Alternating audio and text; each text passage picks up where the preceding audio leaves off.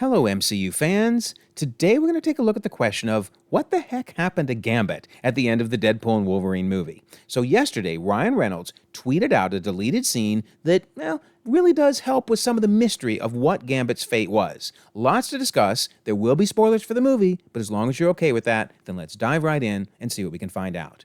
Don't forget, we have an August contest running all month long. Be a subscriber, leave a comment. You could win a book or a steelbook. Best of luck. And we have a membership option with lots of cool perks, so you might check it out in case you're interested.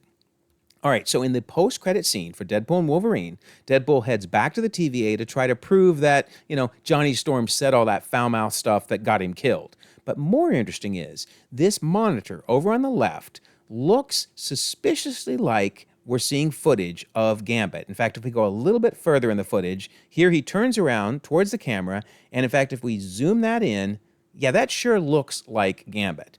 But it raises some big questions, right? Why is he in the void? He seems to be the only one there. What's his fate? What is going on with him? Well, Ryan Reynolds' tweet gave us a lot of good information. Before we talk about that, we have to do a brief history of Channing Tatum's Gambit.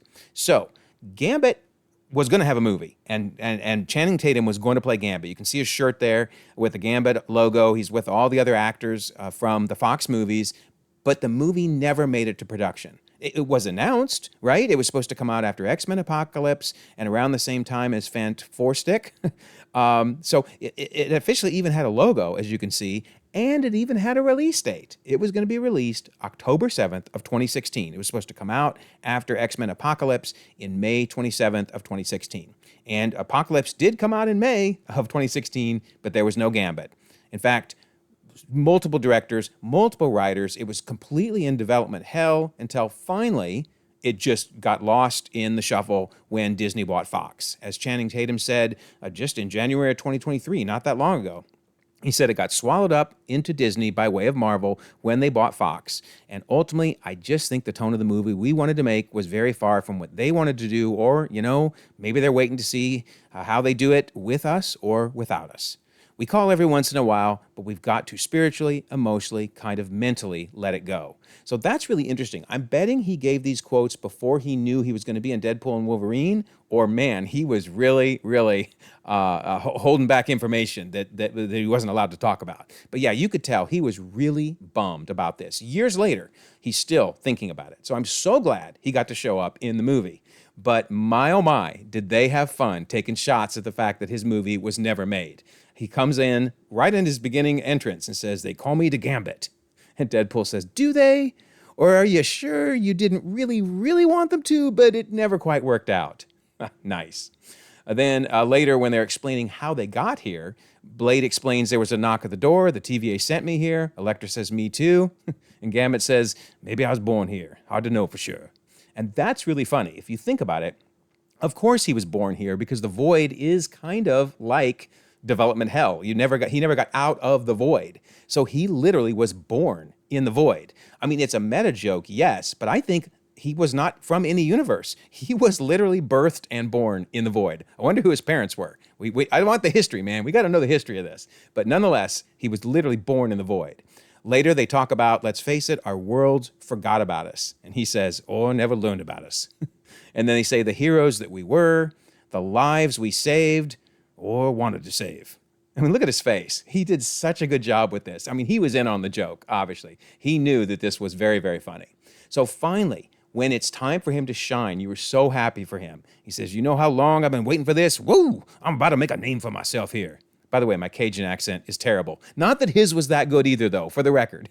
His was comedic. Mine's just bad. But anyway, boy, does he ever get a chance to shine, right? I mean, this is exactly what we wanted from a live-action Gambit. My word. When he lights up his staff there and just demolishes the Russian. I really can't show the rest of this scene. It's a little too bloody, but let's just say the Russian does not make it out of this encounter. So yeah, it was awesome to see Gambit shine. Really, really want to see him back again. But the big question is, how did the Resistance heroes survive? I mean, we know at least X-23 survived because we see her at the end of the movie. So is there a clue in the movie as to why they're not all dead? Yes, there is. Some very clear clues that I missed when I watched the movie. So remember, Cassandra opens the portal, but also explains to Deadpool and Wolverine, Goliath is coming. You better hurry. So, of course, they book it across, but not before Deadpool says, or actually, I should say, whispers, Marvel Sparkle Circle. And that's really important. Keep in mind, him whispering Marvel Sparkle Circle, that's going to come back up again. But anyway, so they book it across towards that. And notice, we see the Resistance heroes looking up, and that's the key, looking up. Okay, so what are they looking up at? Well, they're looking up at Deadpool and Wolverine trying to jump through the air into the portal, right? And here they are jumping in the air. But notice, Goliath is heading towards them, not towards everybody who's on the ground. I think that's why they're still alive, because as Goliath washes over the Giant Man fortress there, I don't think he sweeps up anything down below. And we are going to see positive confirmation that that's true. So anyway, I think they're still alive, therefore. And clearly so does Deadpool. I mean, Deadpool and Wolverine never thought they died, because Deadpool says, we couldn't have made it out of the void without some help from some people the world kind of forgot. Is there any way you can find a way to bring them home?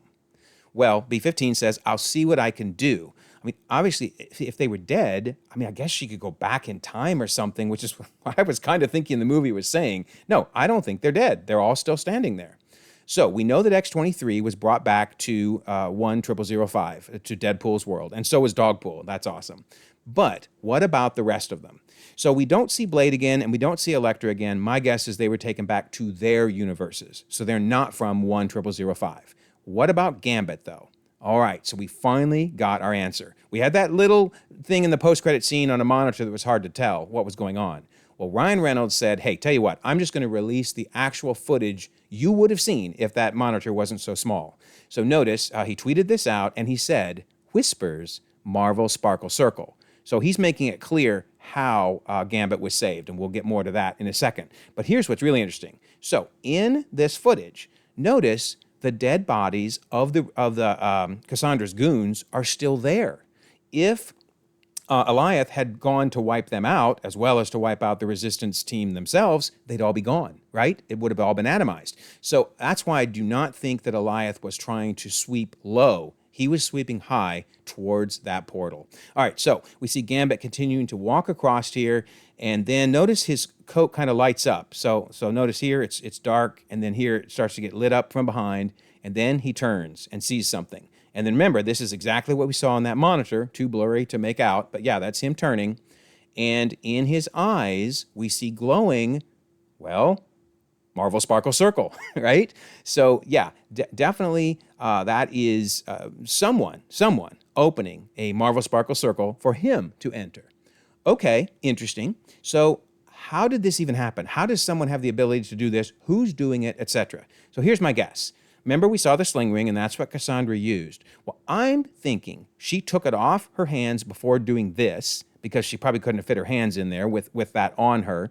In fact, if you watch the scene, she's not wearing it. So, okay, she set it down. When she was atomized, I'm betting Deadpool picked it up. That would be a Deadpool thing to do, to pocket that thing and take off with it. So, when you consider the fact that he's smiling, notice, he starts to get a little bit of smile on his face. If this were someone other than, let's say, Deadpool, or Deadpool with someone helping him, then I think Gambit would have been worried. So in other words, I don't think it's Wong or Ned or some of the other ideas that would be really cool. Don't get me wrong. It'd be really cool if it was Wong. I don't think it's Wong, because he would be a little nervous. Like, who is this guy? No, he's smiling. He seems to recognize who's coming through. So, who saved him? Well, it could be Deadpool. I mean, look at the fact Deadpool stole a temp pad as well. I mean, the dude has everything. He probably has a sling ring and a temp pad now. My word, he is very dangerous. Because somehow he got back, obviously, to the TVA. I think he used the temp pad for that. But could Deadpool have used a sling ring? I mean, maybe. The dude seems to be able to do about anything. But realistically, I don't think he could have used a sling ring. But he could have given it to someone that does know how to use something like a sling ring. Oh, I don't know. Maybe someone who knows magic. Oh my word, could you imagine if they actually bring back Anna Taylor-Joy's magic, and she's the reason that portal was opened? Now, she can obviously open portals on her own, but these portals I don't think could have got you to the void. Or maybe they could, who knows? But I think she would have used the sling ring because she knows magic, so she could have learned the sling ring and operated it, and then maybe she and Deadpool together went to go rescue Gambit. I love that idea. I really, really want to see her come back. in one final big X-Men team-up. Because if they grab Gambit and pull him to 10005, remember, I've been theorizing that Beast, the post-credit scene from the Marvels, that's also 10005. That we're basically going to see a huge reunion of all of the OG X-Men and maybe Magic, and they're going to end up taking on the Avengers. Oh my word, that would be so awesome. So let me know your thoughts. How do you think they got a hold of the sling ring? Who do you think was using the sling ring? And where did Gambit end up? Those are my theories, but I would love to know yours as well. All right, don't forget, August contest. Be a subscriber, leave a comment, win a book or a steelbook. And of course, we have the membership option in case you're interested in that. And I always like to bring up the Discord. Here we are talking about Ryan Reynolds' tweet and this awesome post-credit scene that never was, or maybe will, get restored one day. Hopefully, at least it'll be on Disney Plus as an extra. But we would love to have you join us on Discord. We have 1,700 folks across the globe, conversations 24/7, and we would like you to be part of that conversation. So I will leave a pinned comment with a link to join the Discord. Also, if you don't mind, like this video, subscribe if you haven't already. You can check out more content, and we'll all continue to enjoy the ever-growing, the ever-changing Marvel Cinematic Universe.